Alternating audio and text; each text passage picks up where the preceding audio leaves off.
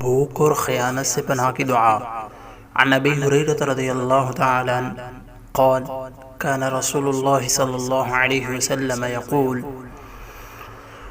اللهم إني أعوذ بك من الجوع فإنه بئس الضجيع وأعوذ بك من الخيانة فإنها بئست البطانة۔